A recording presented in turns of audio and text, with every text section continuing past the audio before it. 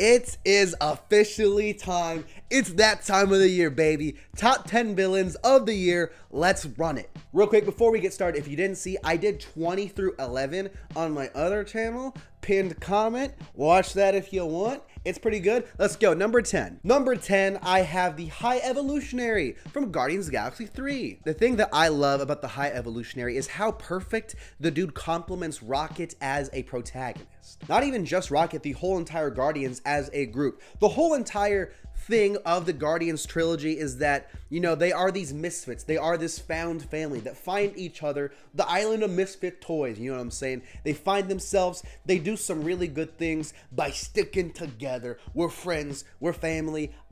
We got flaws, we're not perfect, but we love each other. The High Evolutionary, his whole thing is the opposite of that. He is, you have to be perfect, you have to be this way, my way or the highway. And I thought he was a really solid villain. Chukwudi Iwuji, fire performance, loved him in this role. I thought the High Evolutionary was a solid villain. Up next, I have the Spots, 2 superhero villains in a row. Shout out to the boy, Jason Schwartzman. Hot damn, the dude said, you want to see a year? I'ma have a year. He did Spot, he did Hunger Games, he did Asteroid City, and man, dude, he crushed every single role. I think Spot has a lot more potential to get better and improve as we see him in the next film, but I really liked him in this film. I love how he balances. You know, in the beginning, he's a goofball, he's kind of a wackadoo, and by the end, and you know, we got that Spots theme playing.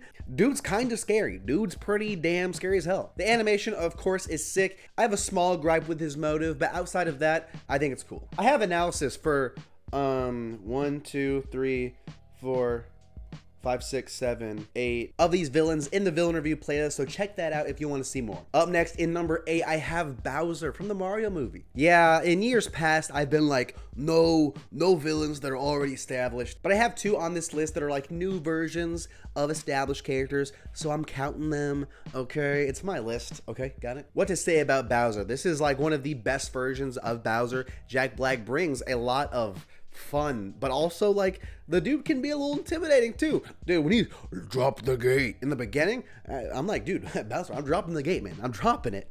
Please don't hurt me. Obviously, Peaches, we all know it, we all love it, it's a classic. Yeah, he's a lot of fun. In 7th, I have Ken. Ken, I think he's the highlight of the Barbie film. Again, like a few of the other villains on this list, I think he steals the show. He's the highlight for me.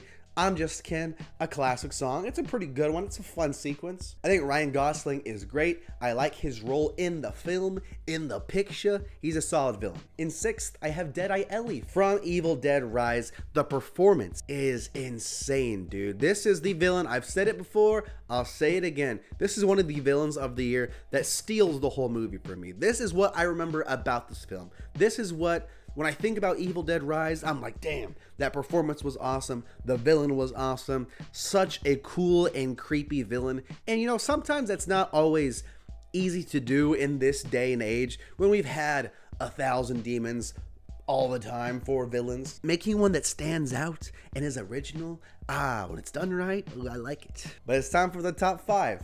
These are the ones that are like, ooh, haha, really good. The best of the best. In 5th place, I have Diamond Dame from Creed. For the first villain in this franchise that is Adonis-centric and doesn't rely on some old legacy Rocky villain, I thought Diamond Dame was a fun one. The dude is memorable. He's a personal threat to Adonis that really challenges him as a character, and that's just what I liked the most about him, is how personal and connected he is to Adonis. Their fight at the end is very visually interesting, very visually different from every other fight in the whole Rocky franchise. Again, I've said it before, I've said it multiple times in this video, he's one of the highlights of the film. I like Dame a lot. In 4th place though, I have Strauss from Oppenheimer. Robert Downey Jr. is terrific in this. I love seeing him as this villain-esque character, this guy that, you know, is so distant but also connected to the story. He is in these black and white sequences for pretty much the whole entire thing, giving us kind of the B story to what Oppenheimer's doing at Los Alamos.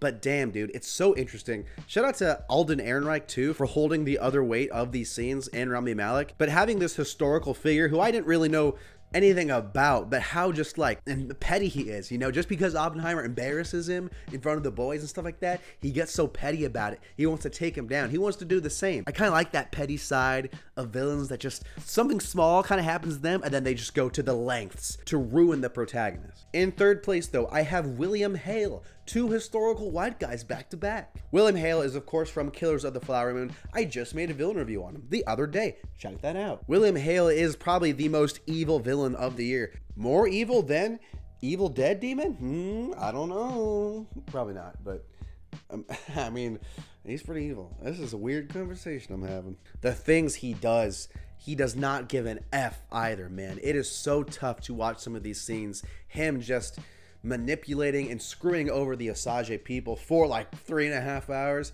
Man, it is a tough watch to where when Jesse Plemons comes in at the end, we're hyped. He kicks down the door, kaboom, and we're like, yeah, Plemons, Plemons, Plemons, get him, Plemons, get him. Really just slimy and hateable villain. But like I said in my villain review, that makes a good villain. In second, again, this one's kind of strange because yes, it's kind of an established villain, but also it's a new version, so I'm counting it. And that's Godzilla from Godzilla -1. This version of Godzilla, talk about intimidating, man. Hot damn. The atomic breath in this is the most insane thing I've probably ever seen, ever. It's like the scariest, best scene of the year for me. Man, I'm just speechless talking about it. What I really like about this film is how Godzilla compliments the protagonist himself and his whole arc. This guy who had the opportunity to serve his country and he didn't do it for whatever reasons, and now he has this new opportunity to go up against Godzilla to fight for not per se the government that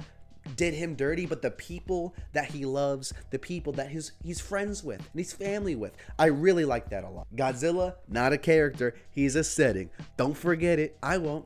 Watch my other video on Godzilla. In first place though, my mind hasn't changed. He was the first place villain halfway through the year. He's still the first place villain, and that's Kane from John Wick 4. Donnie Yen is amazing, first of all. All the actors are pretty good though. Man, talk about a complex villain. The guy does not want to fight John Wick, but he has to. He's pretty much forced into it against his will, but then we get this strange roller coaster of his loyalty and his love for his daughter. He's conflicted with what he's doing, but also he's not, because he has to save his daughter.